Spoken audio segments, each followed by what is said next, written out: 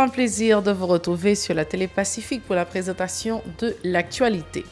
La communauté internationale à travers le Corps Group dit rejeter fermement les derniers actes de violence perpétrés dans le pays, indiquant qu'ils n'ont pas leur place dans le processus démocratique.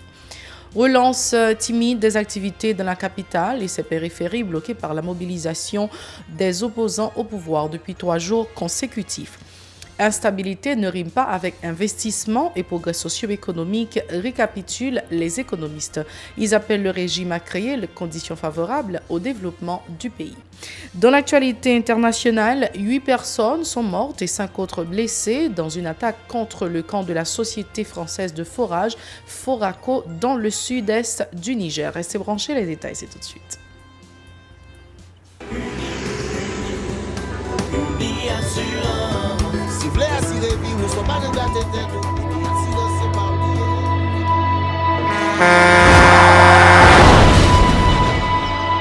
En général, moun pa reme pran assurance. Yo considéré que son l'argent rejeté. Et pourtant, l'argent assurance te doué dans budget ou à côté l'argent kayak, l'argent manger. Li là pour les deux traverser un mauvais pas. Gardez tout à côté ou. Ouais comment gros problème qu'on entre sur monde sans attendre. Mandez Dieu pardon, ça qu'arrive au tout. Une assurance dit ou précaution pas capon. Les malheurs arrivés, les faux amis flair saison a fait comme si on pas de jambe connaît ou. Une assurance après ta faire pour le jour, continuer vivre la vie ou quitter ce coup là dans main nous. Uni assurance. Vivez en toute assurance. Bienvenue à vous au développement de ce journal. La communauté internationale, à travers la structure baptisée Corps Group, dit rejeter fermement les derniers actes de violence perpétrés en marge des manifestations. Le Corps Group condamne les pertes en vies humaines et rappelle que les actes de violence cherchant à provoquer la démission des autorités légitimes n'ont pas leur place dans le processus démocratique. Cette structure salue l'engagement de l'exécutif de poursuivre le dialogue et appelle à une concertation entre tous les acteurs de la vie nationale pour sortir le pays de la crise et répondre aux attentes de la population selon une note en date du 22 novembre. Le Corps Group est composé de la représentante spéciale du secrétaire général des Nations Unies, des ambassadeurs d'Allemagne, du Brésil, du Canada, d'Espagne, des États-Unis d'Amérique, de France, du représentant de l'Union européenne et de celui de l'Organisation des États américains. Les activités socio-économiques ont timidement repris jeudi dans la capitale et ses périphéries bloquées depuis 3 jours par le mouvement de protestation des opposants au régime. Les citoyens qui n'ont pas caché leurs inquiétudes exhortent les autorités à adopter des dispositions pour résoudre la crise. Reportage Mario Sylvain et David Mercieuse. Le transport en commun, le commerce, l'administration publique, c'est un offre de soulagement poussé par plus d'un à la relance jeudi des activités socio-économiques dans la capitale et ses environs après 3 jours de paralysie totale ou presque. Mais la tension est toujours palpable. Manifestation, ça vient de fait, mener 3 jours encore, 3 jours grève. Nous-mêmes, nous va fonctionner. Si nous ne sortir dans la rue pour nous chercher des goûts, pour nous défendre tête, nous pour gérer la caille, nous va manger. Si ouais, tout jour ça, on pays bloqué, malheureux pas comme moi, je regarde ta vente, je regarde ta. Hein? Je saute qu'à fois, puis je descends là. Hein? Ça me vient chercher. La vie. Même pas qu'à la vie, c'est que ça me râle. Je me retourner qu'à fois à pied et je ne vais pas même. C'est comme ça a fait. C'est nous là ce qu'on bon Dieu parce que nous n'avons pas un président pour nous. Pourquoi jamais un président comme ça? Un président mental. Les 3 journées de grève ayant pratiquement bloqué toutes les activités commerciales dans le pays ne seront pas sans conséquences sur l'économie nationale déjà en chute libre, se désolent ses pro-princiens. Nous demandons qu'à 5 petits nous pas vivre, pas tourner, commerce nous vendeur, pas vendre, nous pas côté pour nous vendre nous grand. Mais depuis matin depuis 5 heures dans la rue, nous sommes là plein à pied pour my portail, pour my côté famille moi côté manger pour petit moun tête chargée. Ah bagay là red pour nous. Si on n'a pas fonctionné, qui ça nous faire nous-mêmes. Mais nous gain business, on gain madame, on gain petite, nous pas prendre la rue. Donc nous bloqués et ça nous te gain n'a moyen si on pas gain bon ami capé de nous, mais nous pas aucun monde après bon Dieu pour garder après nous. Tout le monde sait quoi apprend là. Où est ça salami à vendre là. Il qu'on gâté.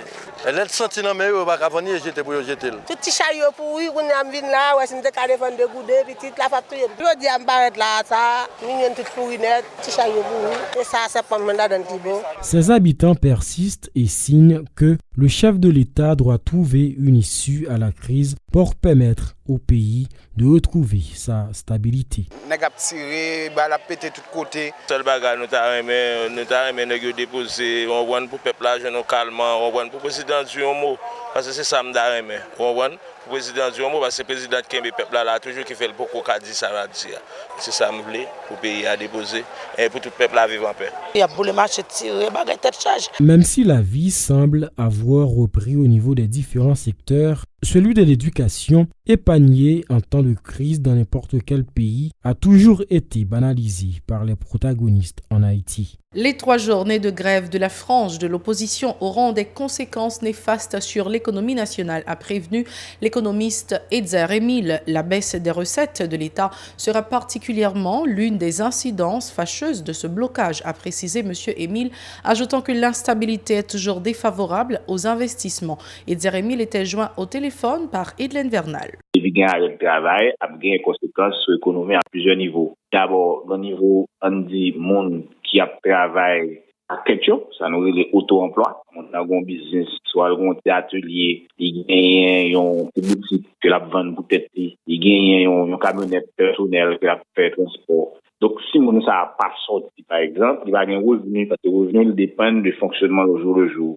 Ou gagne également au niveau des grandes entreprises ou moyennes que on dit que yo pas travail jour ou encore quoi qu'à employer yo pas qu'à venir, yo pas qu'à arriver faire livraison, yo pas qu'à arriver acheter fourniture, matières premières. Donc c'est quand même de l'impact sur la performance des entreprises. Au niveau de l'État, d'un côté, du fait que l'économie a ralenti, c'est sûr que vous avez gagné les chiffres d'affaires qui sont bas, mais aussi l'État a gagné et capacité pour que les faits perception, collecter taxes qui c'est des revenus journaliers. L'État fait comme chaque jour. Donc, s'il fait 4 jours, 5 jours qu'il ne pas ouvrir, c'est quand même un manque à gagner par rapport à les prévisions de recettes qu'il a fait sous année fiscale là.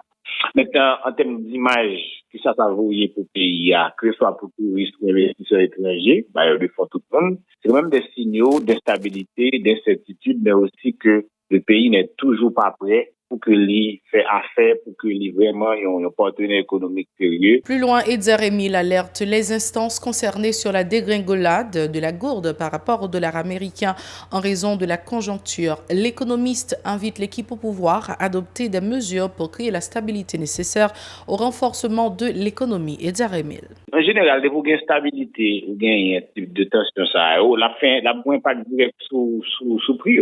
Sous prix, sous taux de change, c'est normal. Parce que, psychologiquement, il y a une tension.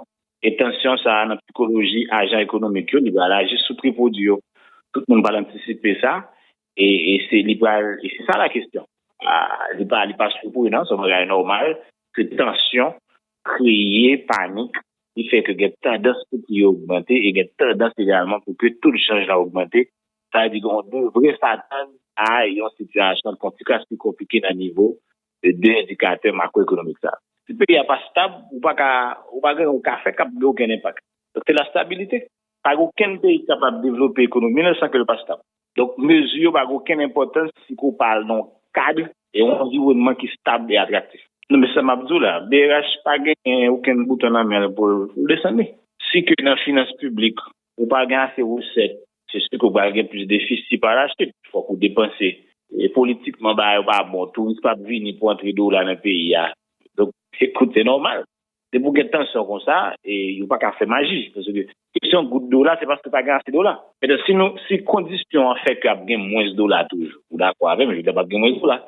Il y a moins son gars bien Haïti, il y a moins son gars bien investi. Donc, c'est normal. Donc, transaction qui peuvent faire là, il va l'affecter davantage.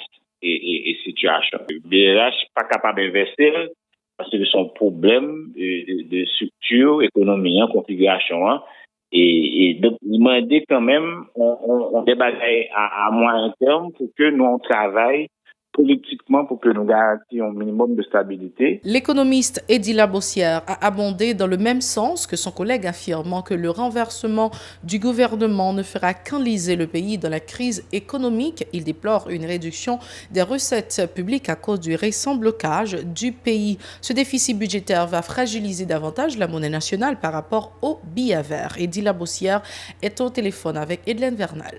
Je dis avant on a parlé là, et conséquences des points de vue microéconomiques, des points de vue macroéconomiques.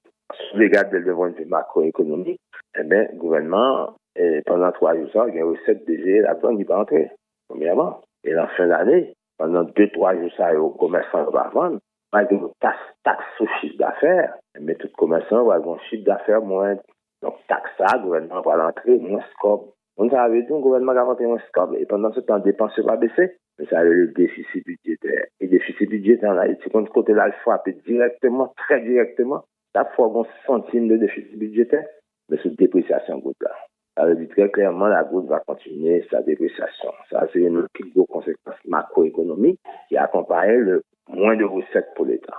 Et l'autre conséquence macroéconomique, si goutte là déprécié, certainement, production, pas de production. Donc, en fin d'année, on va retrouver avec un niveau de production nationale un petit peu plus bas. Donc, quel soit, j'aime dire, de point de vue macroéconomique, on va prendre l'aspect politique là, non. Impact négatif, qu'on y a des points de vue microéconomiques, ce soit agent économique, par le marché qu'on y a moins de prix pour commencer à monter. Soit les gens dans le secteur informel, il y a des gens grand gouttier, ou bien à petit un petit peu plus loin, parce que les gens dans le secteur plus, les gens dans le secteur informel, là, c'est le jour au jour à vivre. Le jour au jour à vivre, ça veut dire que c'est jeudi pour les gens vendre nos bagages, et puis pour un petit cas là, les manger, et puis la réacheter encore. Par ailleurs, Eddy Labossière dit regretter le fait que le chef de l'État n'ait même pas effleuré dans son adresse à la nation le dossier Petro-Caribé, censé à l'origine du récent blocage du pays. L'économiste souligne à nouveau que l'instabilité et le progrès économique n'ont jamais fait bon ménage. Il exhorte l'administration Moïse Séan à prendre des dispositions pour résorber la crise. Eddy Labossière. Non, l'État n'a pas fait rien, parce que l'on économie côté la politique détermine l'économie. C'est-à-dire que tout on va résoudre le problème politique, pas résoudre le problème économique. C'est sûr. Le premier bail que vous faites là, c'est résoudre le problème politique là. Vous avez plus ou moins très rapidement rentré dans l'ordre des choses. La finition peut être ouverte d'une note, mais il faut limiter.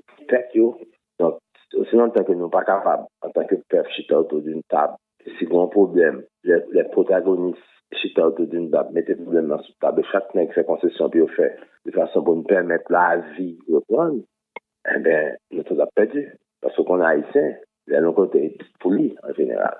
Finalement, nous sommes perdus. Donc, le gouvernement n'a rien qu'à faire. Que, soit le président fait hier soir, lançant un appel au dialogue, inviter tout adversaire chita autour d'une table, poser problème, et en particulier les problèmes de Petro-Caribé, que malheureusement, le président n'a pas mentionné hier, l'intervention. Vous comprenez? Donc, par contre, pour qu'il ne soit pas mentionné, mais c'est pas essayer même un début de solution avec le problème Petro-Caribé. La situation va le perdurer. Vous comprenez? Évidemment, on ne doit pas parler de lui pour le moment. On a le ministre de la Justice, on peut poser des questions, avancer avec lui, mais si pas une réponse avec, parce que pas oublier que grève là prend. C'est pas tellement une politique qui est revendiquer je dis à cap en de solide. C'est surtout une Petro-Caribé. Et 3 cas, on est forcé d'être là dans 3 jours. C'est pas des gens qui viennent en grève. Malheureusement, nous sommes dans un pays où les gens sont très malhonnêtes. Côté mon va dire, mon cher grève là pour à 100% pour tout le monde la caillou. Alors que mon n'a pas prendre la rue, c'est parce que le paye va passer la grève. Autre point à ce journal, le Centre d'analyse et de recherche en droits humains, CARDH, et le Réseau national de défense des droits humains, RNDDH, ont exprimé leurs préoccupations face à la dégradation de la situation générale du pays. Ces organisations dénoncent la psychose de peur alimentée par l'insécurité grandissante des cas d'assassinat et les affrontements entre bandes armées. Ces structures déplorent également le fait que le directeur général de la police nationale ne puisse exercer aucun contrôle sur l'unité de sécurité générale du Palais national USGPN, selon les déclarations de Michel-Ange Gédéon rapportées par les dites organisations. Prenons une deuxième pause avant de passer au journal international. Merci d'être encore avec nous sur la télé Pacifique. Voici le développement du journal international. Dans l'actualité internationale, 8 civils ont été tués au cours d'une attaque nocturne attribuée au groupe islamiste nigérian Boko Haram contre le camp de la Société française de forage Foraco dans le sud-est du Niger, près de la frontière avec le Nigeria. L'attaque est survenue dans la nuit de mercredi à jeudi à 2h du matin. Un groupe de terroristes a attaqué le bâtiment où se reposait une équipe de foreurs et techniciens de Foraco. 7 des victimes tuées dans leur sommeil étaient des employés nigériens de la société française qui effectuent sur place des forages pour alimenter en eau un camp de réfugiés. La 8e était un fonctionnaire du ministère nigérien de l'hydraulique. Merci de faire de la télé Pacifique votre référence en matière d'information. C'est la fin de ce journal. Au revoir, à la prochaine.